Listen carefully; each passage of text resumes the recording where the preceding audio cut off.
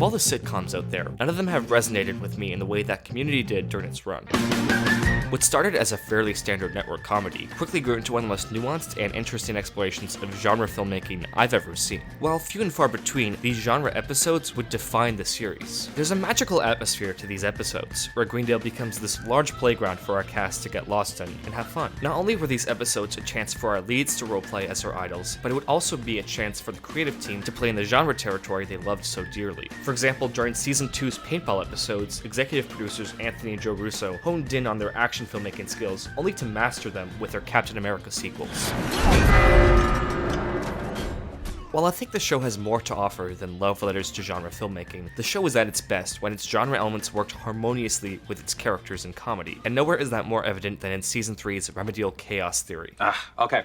Starting on my left with 1, your number comes up, you go. Just so you know, Jeff, you were not creating 6 different timelines. Of course I am, Abed. For those unaware, Remedial Chaos Theory is Community's venture into multiple timelines, something that show creator Dan Harmon is very familiar with. Not only would he explore this deeper in his hit show Rick and Morty, but he was even brought on to consult for Doctor Strange, I assume for this very reason. Well, that and the Russo brothers connection. Regardless, Dan Harmon is very much in tune with science fiction storytelling, and the struggles that come along with it. Time travel is really hard to write about. The central idea behind this episode is that based off the roll of a die, one of the members of the study group will leave Troy Nobed's apartment in order to pick up a pizza. And so we see the events that unfold based off of who leaves. This leaves us with a lot to juggle in one episode, not only giving us 7 different timelines, but also multiple relationships between characters. What allows this setup to work so effortlessly are the restrictions that the creative team put on themselves during the writing process. The first big restriction is location. As Season 2's cooperative calligraphy famously coined, this is a bottle episode. With none of the fancy props and sets of other episodes, this episode can focus solely on its characters. Another big restriction is given to the characters themselves. In this episode, each character is given 1 to 2 constant elements to stick to. These constants consist of objects, actions, and lines of dialogue.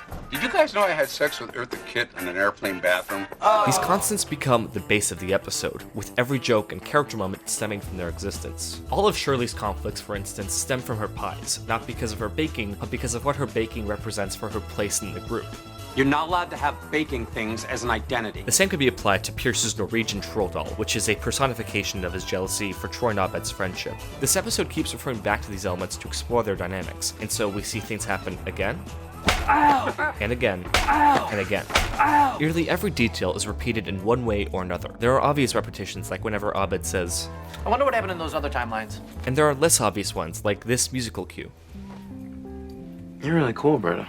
This plays twice in the episode, both times to convey an intimate connection. It is then paid off when we finally get to meet the pizza guy.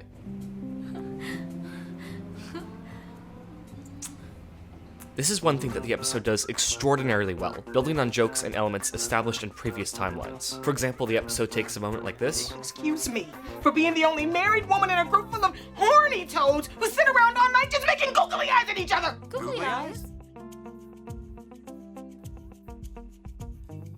No! And then pays it off with this moment in the next timeline. I'm gonna check on my pies. Efficient storytelling. This is what a 21-minute episode desperately needs. After giving a nice explanation of the Norwegian troll doll in the second timeline, It used to watch me sleep. we can introduce it in the fourth timeline like this. Yeah! Feel the terror! Feel the terror, Drive! Feel the terror, Norwegian troll! It's more than just setups and payoffs. Almost every constant element is a Chekhov's gun. For those unaware, a Chekhov's gun means that if a gun is shown in Act 1, it has to be fired in Act 3. I fucking knew it. The most obvious example of this would of course be Annie's gun, which is introduced earlier as a joke. What does a pregnancy test look like? No, it's like a thin piece of plastic with a thing on the end of it. Okay, so this is definitely a gun. Informed by this relationship, I actually had to apply a tourniquet the other day. Like, I got stabbed outside my building. What? and then pays off in a spectacular fashion.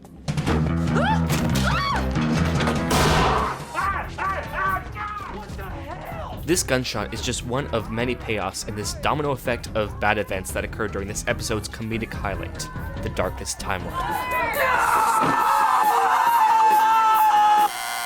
The brilliance of this episode isn't just these meticulous setups and payoffs, it's also in how it follows them up. In this episode, Troy's timeline, the darkest timeline, is instantly followed up by Abed's. Now, Abed is undeniably the heart of the group. You can see this all the way back in the first episode, with him being the one responsible for assembling the Greendale 7. By removing him in the second last timeline, we see 3 established dynamics quickly turn into bitter confrontations that leave everyone off worse than they started.